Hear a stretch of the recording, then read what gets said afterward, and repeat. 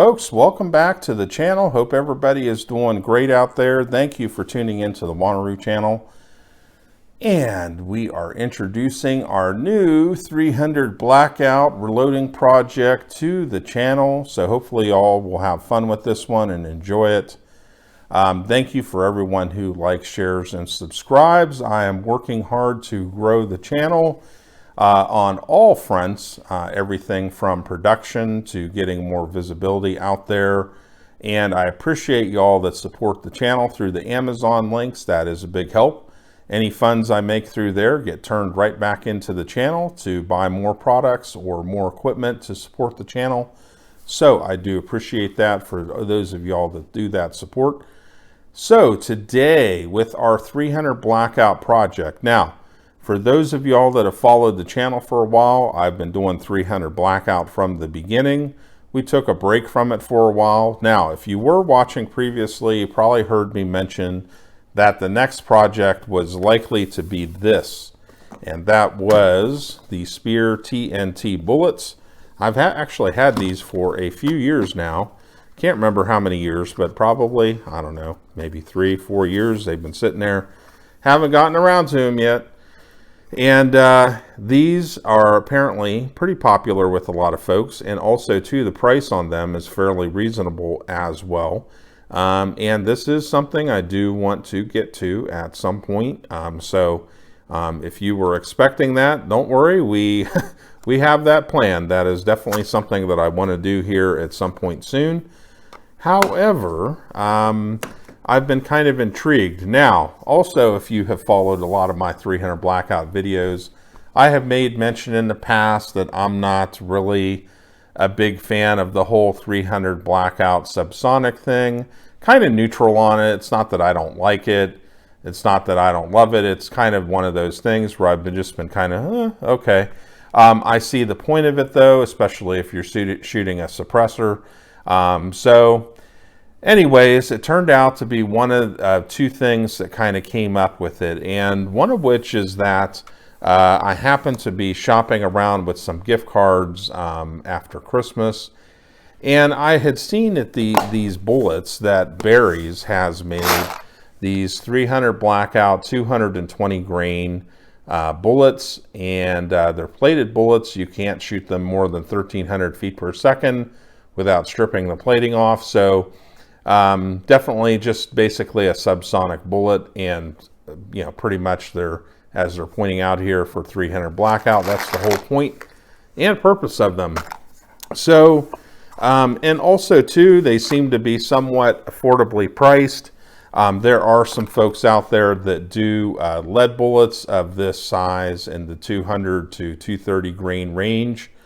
I think maybe even the 240 grain for subsonic, and a lot of times they're coated, whatever.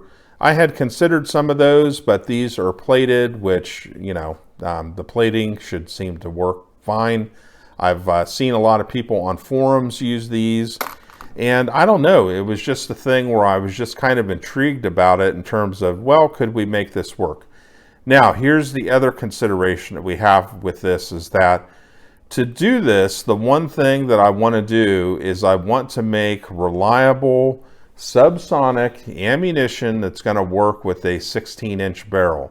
That is one thing that I have encountered in the past with various subsonic 300 Blackout rounds, cycling them in basically a rifle barrel, and of different gas lengths. It has varied depending on which 300 Blackout rifle I'm shooting. It's a thing where I have run into issues with basically it's like a one-shot bang, and then you got to rack another round into the chamber or whatever. And so it's some of the subsonic stuff that I have shot has not been totally reliable. So the one thing I am looking for when we do this load is that I want a reliable load that you can shoot out of a 16-inch barrel. Now, I never got around to buying any of the pistol length 300 Blackout. I figured the brace thing was going to come to a head. As we know, the Democrats, they just want to ban everything. And once you give them something, they just want to ban even more. They never stop with that, of course. And I just never got around to getting into the pistol thing. Like I said, I figured the brace thing was going to come up at some point. And here we are. It's being challenged in the courts as it should be. But in any case, never got around to that. So I just have 300 Blackout rifles. And I want something that has to be reliable. And I'm sure for a lot of you guys out there too, if you're shooting a 300 Blackout rifle with a 16-inch barrel and you're going to shoot subsonic, we want the action to cycle each time. We don't want to be sitting there, you know, farting around basically with, you know, trying to rack another round into the chamber or whatever. We want it to function with a suppressor or without a suppressor, okay? I don't have any suppressors at this point, but I definitely do need to get one for 300 Blackout. But I don't have one for right now, and I'm sure for a lot of you guys, you don't have one either. So let's see if we can make a reliable 300 Blackout round out of these bullets. The quality on these seems pretty decent and all that, so let's hope that the bullets themselves work out. The next element of this, and this is kind of one reason why I went this direction, was because I had so much CFE black sitting on the shelves. And one thing that had kind of come up was a couple years ago, I guess, when coronavirus kicked off, there wasn't much in the way of powder on the shelves. However, you could find CFE black, and almost no one was kind of touching it. I remember going in the gun shop one time, and pretty much this was just about the only powder available on the shelf at all. And so as a result, ended up picking up a couple of canisters of this over time. I have experimented with it with different bullets, and if you go by their reloading data, technically you can load with this powder any 300 Blackout bullet weight, you know, whatever's out there. You can basically load it with this. However, I found it, as you can see here, it says optimized for 300 AAC Blackout subsonic. And that's pretty much what I found, was that it seemed to be kind of like a powder that just doesn't have a lot of oomph. So yes, could you work up a load, say, you know, for a 110 grain bullet or 150 grain bullet and probably get it to work?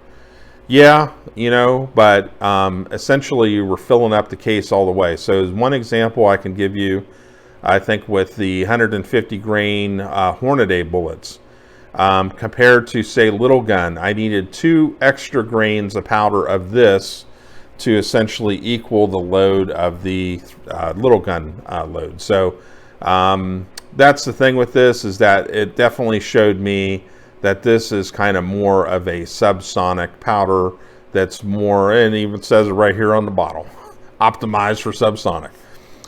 So with a couple of canisters of this basically sitting on the shelf, well, do we want powder just to sit there forever? And I was like, okay, well, let me go ahead and maybe try to develop a load with it for subsonic.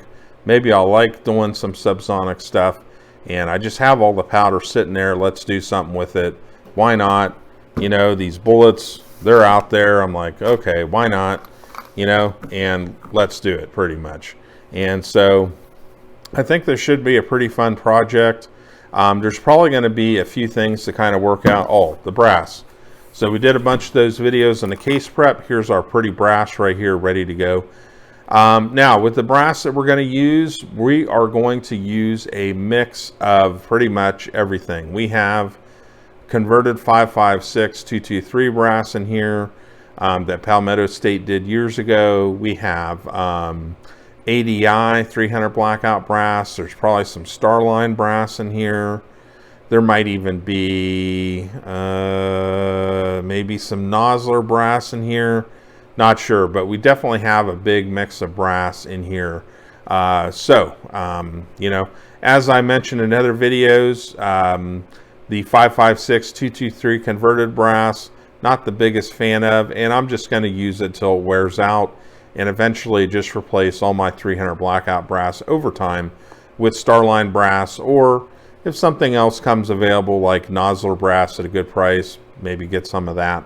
But we're just going to use a mix of 300 Blackout brass, and we'll see what kind of results that we get at the end of the day. So I have to tell you guys, you know, because I've not paid a huge amount of attention to 300 Blackout subsonic, this is going to be kind of, you know, pushing new frontiers for me, and kind of basically learning how to do it, or, you know, whatever the little nuances or tricks are about it. Have been loading 300 Blackout now for 10 years, but going down the Subsonic road, this is kind of a different path for me. And I would like to experiment with it kind of some and see what we get up with, you know, what ends up happening and how it all works out. So it should be a fun project. So basically the plan of action that we're going to have with this is we are going to do a bit of research here, look up some loads and see what loads we come up with for this. And then we will go ahead and get started in terms of figuring out our starting load for these, and then heading up to the range, testing out our first initial load. We'll run it through the chronograph, and then also too, we'll do a little bit of accuracy testing, and we'll gradually just work on it until we get a good load. So it's something we might be able to do in 3 videos. Might take more than that. We'll just kind of see how it all thrashes out. I don't really know. It's uncharted territory. All right, folks, so stay tuned. We got more coming up, and we'll see you all next time.